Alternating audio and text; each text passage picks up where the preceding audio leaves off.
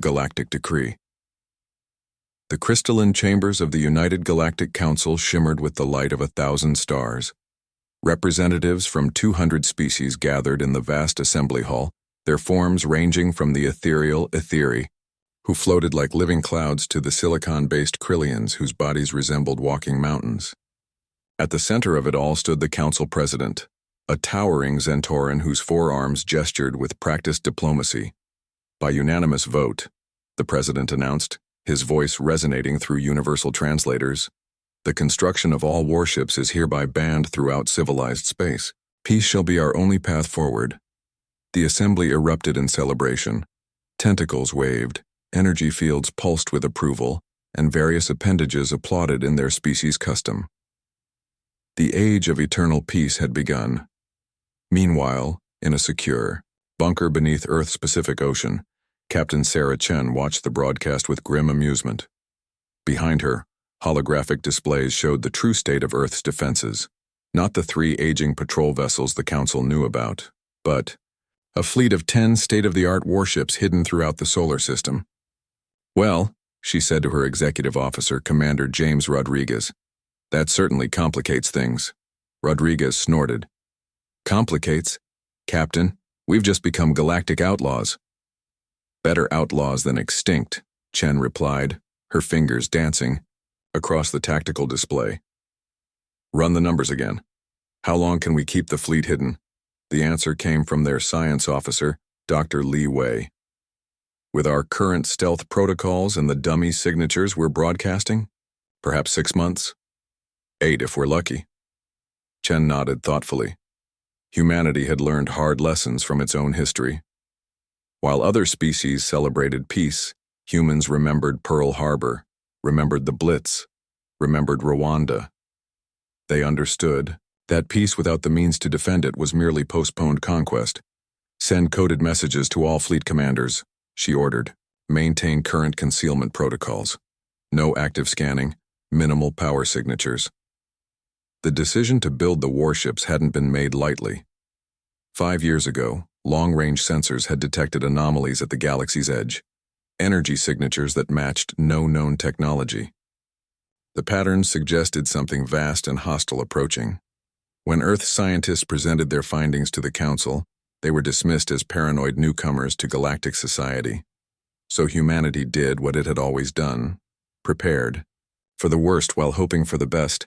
Admiral Margaret Stone appeared on the main screen, her weathered face bearing the weight of command. "Captain Chen, I assume you've seen the Council's decision?" "Yes, Admiral. Orders. The President wants us to comply publicly while maintaining operational readiness. We're walking a knife's edge here, Sarah. One discovery, one leak, and Earth faces sanctions that could cripple us for generations." Chen understood perfectly. The Galactic Council controlled trade routes, technology exchanges, and resource allocations. Defying them meant isolation at best, military intervention at worst. "What about the anomalies, Admiral?" "Our long-range sensors show they're still approaching." Stone's expression darkened. "Latest estimates put them 18 months out.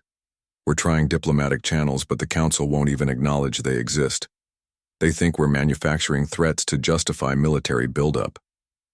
The irony wasn't lost on Chen.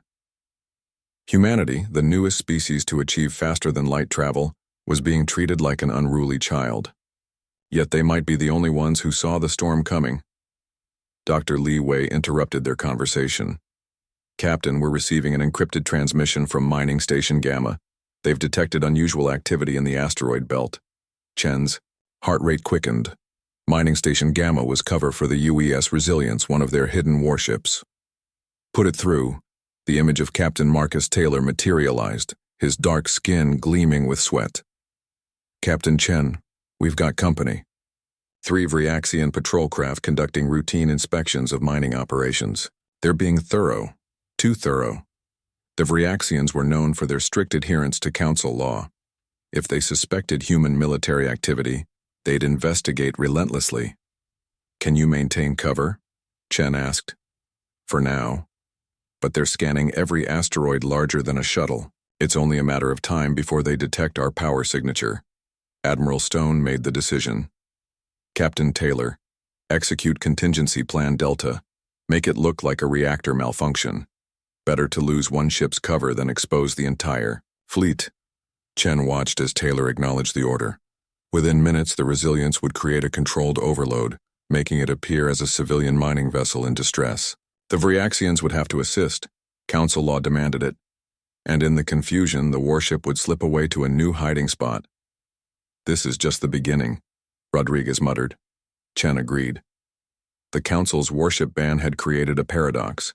By forbidding military preparations, they'd made the galaxy vulnerable to whatever was approaching, and humanity, with its long history of surviving against odds, had chosen to become protectors in shadow, rather than victims in daylight. Alert all commands, she ordered. From now on, we operate under Protocol 7.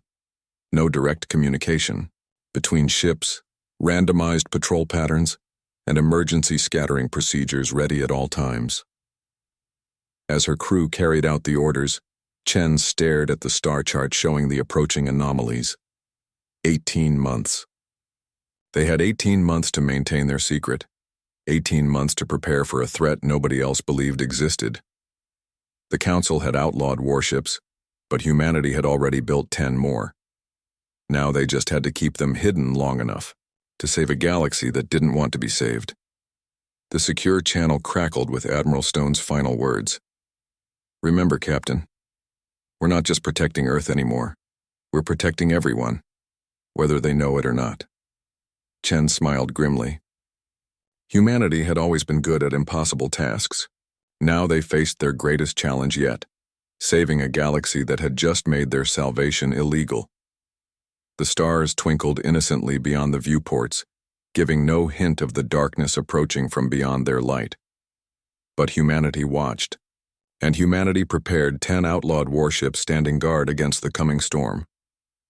Shadows in the void, the Viriaxian Intelligence Center hummed with activity as senior analyst Krixtar studied the data streams flowing across his 6 eyes.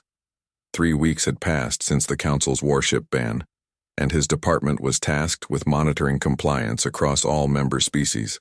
Most civilizations had enthusiastically dismantled their military vessels, converting them to cargo haulers or research ships. Most, but not all. Analyst Krixtar, his subordinate, chirped, "We've detected another anomaly in human space." Krixtar's mandibles clicked with interest. The humans had been suspiciously cooperative, too quick to comply, too eager to open their shipyards for inspection. In his 3 centuries of intelligence work, such behavior usually meant deception. "Display the findings," he ordered. The holographic projection showed energy signatures from Earth's asteroid belt, patterns that didn't match standard mining operations. They were subtle, almost invisible against background radiation, but Krixtar had learned to spot such discrepancies. "Cross-reference with the reactor malfunction from Mining Station Gamma last week," he commanded. The computer overlaid the datasets, and Krixtar's suspicion crystallized into certainty. The energy signatures were identical, not to mining equipment, but to military-grade fusion reactors operating at minimal output. Meanwhile, aboard the hidden warship UES Defiance, Commander Elena Vasquez received an urgent transmission from Earth Command. Her ship, concealed within a hollowed-out asteroid, had maintained radio silence for weeks.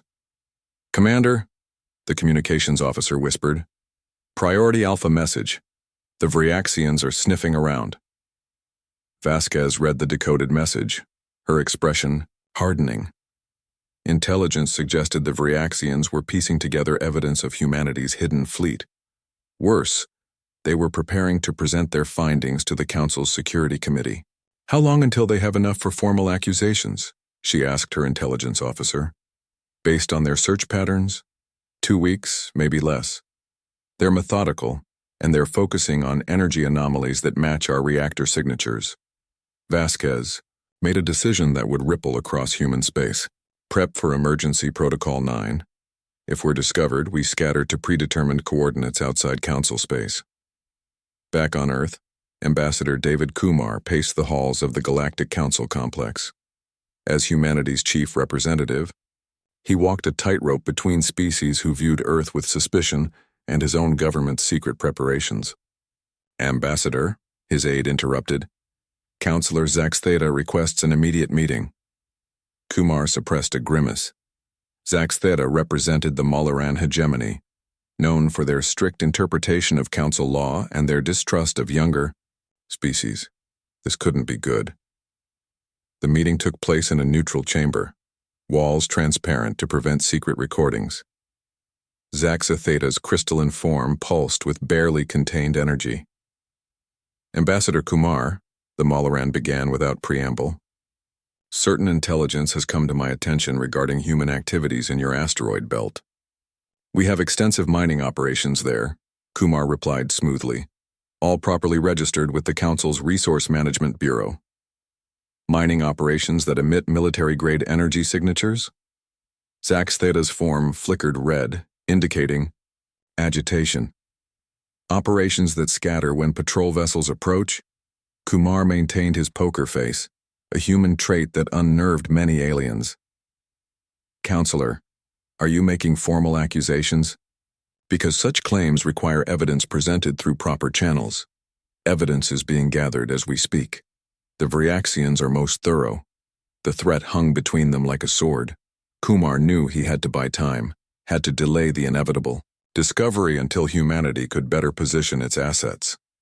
If the Council has concerns, he said carefully, Earth welcomes full inspection teams. We have nothing to hide. It was a dangerous gambit.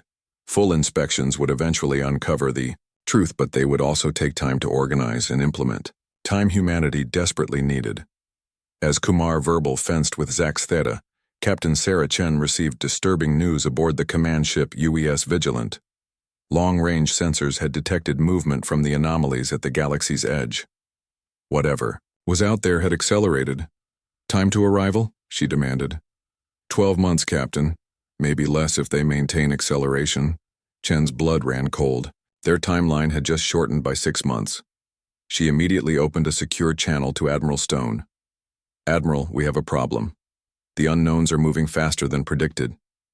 Stone's image flickered, encrypted communications struggling across the vast distance. How certain are you? 90% confidence. They've modified their approach vector, suggesting intelligent control. Admiral, they're coming straight for inhabited space. The implications were staggering.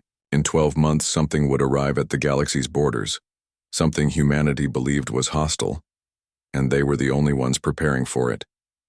We need to accelerate our plans, Stone decided. Begin Phase 2 immediately.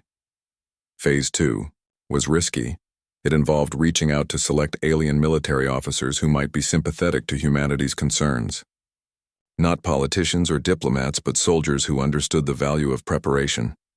Commander Rodriguez coordinated the effort, using encrypted channels to contact veterans of the Scaran War, the last major conflict before the Council's peace. Many had been forcibly retired, their expertise deemed unnecessary in the new age of harmony. The first to respond was Wing Commander Vex High of the Altarian Navy. Humans, the avian officer said through the secure link. Your message intrigues. May you speak of threats the Council ignores? We have data, Rodriguez replied. Energy signatures approaching from outside the galaxy. Patterns that match no known technology. Vex High's feathers ruffled, an indication of deep thought. Send me your data. If what you say is true, the Council's blindness could doom us all. Similar conversations occurred across a dozen species. Carefully, quietly, humanity built a network of concerned military professionals who understood that peace without vigilance was an invitation to catastrophe. But time was running out. Krikstar's investigation was closing in, and political pressure mounted. The Vryaxians had found enough circumstantial evidence to justify deeper probes. The crisis came to a head when a Vryaxian patrol accidentally triggered a defensive system around one of the hidden warships. The brief energy spike lasted only seconds, but it was enough. Analyst Krikstar, his excited subordinate, reported, "We have confirmation. Military-grade shields and targeting systems in human space. Coordinates locked." Krikstar felt the satisfaction, a vindication mixed with the gravity of his discovery. Prepare a full report for the Security Committee. The humans have violated the warship ban. Within hours, the news reached Earth. Ambassador Kumar was summoned to an emergency session, facing a tribunal of species demanding explanations. Earth stands accused of maintaining illegal military vessels, the council president intoned. How do you answer these charges? Kumar stood tall, knowing the game was up but playing for time. Earth requests a formal investigation period to respond to these allegations. Granted, the president said. You have 7 standard days to provide explanation or face immediate sanctions. 7 days. It wasn't enough time, but it would have to do. As Kumar left the chamber, he sent a coded message to Earth Command. Cover blown. Execute Revelation Protocol. Across human space, 10 warships began to move. Not to hide, but to position themselves at strategic points throughout inhabited space. If humanity was to be branded as outlaws, they would at least be in position to defend against the coming threat. The shadows in the void were lifting, revealing humanity's preparations to a galaxy that wasn't ready for the truth. The question now wasn't whether Earth would face consequences, but whether those consequences would matter when the real enemy arrived. Captain Chen issued her final orders as the masquerade ended.